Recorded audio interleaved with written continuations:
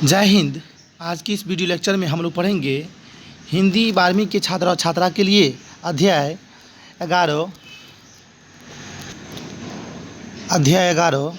और इस अध्याय का नाम है हंसते हुए मेरा अकेलापन, जिसके कवि है मल्यज जी। इस वीडियो लेक्चर में हम लोग हंसते हुए मेरा अकेलापन पाठ का सारांश को समझने का प्रयास करेंगे। हंसते हुए मेरा अकेलापन एक डायरी है और इसके कवि का नाम मल्यज जी है। चूँकि मल्यज की कविता किसी आलोचना से कम महत्वपूर्ण नहीं होती, अर्थात मल्यज जी के द्वारा जितने भी कविता लिखी गई है तो कवि और लोगों के द्वारा उस पर बहुत ही आलोचना की गई है। एक व्यक्ति को अपने जीवन में कितना ईमानदार और विचारशील होना चाहिए तथा व्यक्ति को क्या दायित्व होता है और व्यक्ति को अपने इस दायित्व को किस प्रकार निभाना चाहिए, इस सब का वर्णन मल्यज ने अपनी डायरी में बड़े ही सरल रूप में किया है। वस्तुतः मल्यज के इस डायरी संस्मरण में उनके हंसते हुए अकेलापन का वर्णन किया गया है। मल्यज के शब्दों में सटीक रूप से किया गया है, अर्थात मल्यज जी के द्वारा अपने इस डायरी में एक व्यक्ति का जो अकेलापन होता है और अकेलापन में जो उसकी जो हंसी होती है उस पर विचार विमर्श किया गया है, अर्थात डायरी के माध्यम से लिखा गया है। और इसमें डायरी के रूप में आत्मकथा को लेखक ने प्रस्तुत किया है। लेखक ने डायरी में दो तरह के डर की बात करता है। पहला डर आर्थिक और दूसरा डर सामाजिक। मनुष्य को दो प्रकार का डर उसके जीवन में आता है, आर्थिक अर्थात रुपया पैसा और सामाजिक अर्थात समाज का डर तथा प्रतिष्ठा का डर, मान सम्मान का डर। और इस डर का कारक मन की कमजोरी को लेखक ने बताया है। डर का कारण मन की कमजोरी लेखक द्वारा बताया गया है, क्योंकि लेखक के अनुसार मन की कमजोरी ही सामाजिक और आर्थिक अपराधों का जड़ होता है। डायरी क्या है? प्रश्न आया कि डायरी से आप क्या समझते हैं, डायरी किसे कहेंगे? तो डायरी हिंदी साहित्य की वह विद्या है जिसमें व्यक्ति अपने मन की बातों को कागज़ पर उतारने का काम करता है। लेखक के अनुसार कहा गया कि डायरी मन का कूड़ा होता है और जब किसी व्यक्ति के द्वारा डायरी लिखा जाता है तो वह अपने मन के कूड़ा को डायरी पर ही उतार देते हैं। डायरी का लिखा जाना क्यों मुश्किल था? जाहिर सी बात है कि कोई भी व्यक्ति या लेखक या कवि डायरी लिखते हैं तो कहाँ से स्टार्ट करे और डायरी में क्या कंटेंट दे, ये अति ही महत्वपूर्ण हो जाता है। डायरी मन का कूड़ा होता है, अर्थात मन की सभी बातों को डायरी पर लिखने का कार्य किया जाता है। और डायरी के में शब्दों और अर्थों के बीच निकटता होती है, तटस्थता होती है तथा डायरी में व्यक्ति अपने मन के कूड़े को उतार देते हैं।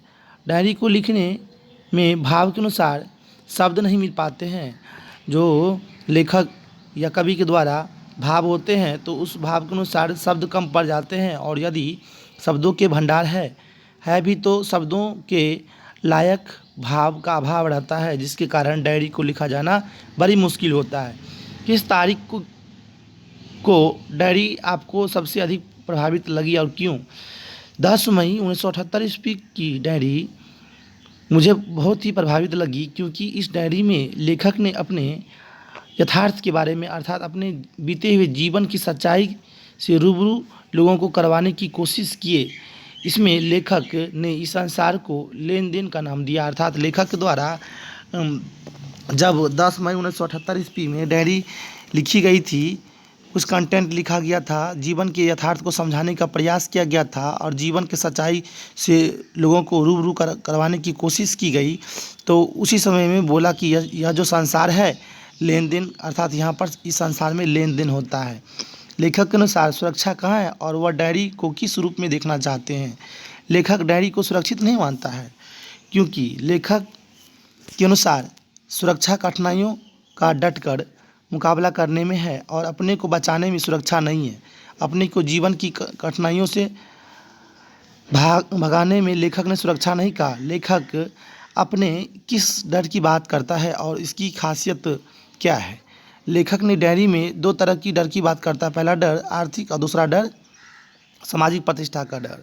इस डर का कारण मन की कमजोरी लेखक द्वारा बताया गया, क्योंकि मन की कमजोरी ही सामाजिक और आर्थिक अपराधों की जड़ होती है। अब हम लोग चलेंगे वास्तुनिक प्रश्न, जो अति ही महत्वपूर्ण है एग्जाम की दृष्टि से। हंसते हुए मेरा अकेलापन की लेखन विद्या क्या है? तो डायरी। आपको ध्यान रखना है कि मल्याज का मूल नाम भरत जी श्रीवास्तव है। ऑब्जेक्टिव पूछ सकता है आप लोग को कि मल्याज का मूल नाम, अर्थात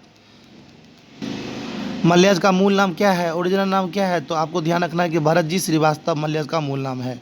मल्याज का जन्म 1935 ईस्वी में उत्तर प्रदेश के आजमगढ़ में के महुई नामक स्थान पर हुआ था। ये भी अति महत्वपूर्ण है। सुरक्षा चुनौती को झेलने में हो सकती है। रचने और भोगने का रिश्ता द्वंद्वात्मक होता है। हर आदमी उस संसार को रचता है जिसमें वह जीता है और भोगता है। यह कथन मल्याज जी का है। नई कविता आंदोलन के अंतिम दौर में मल्याज जी का उदय हुआ था।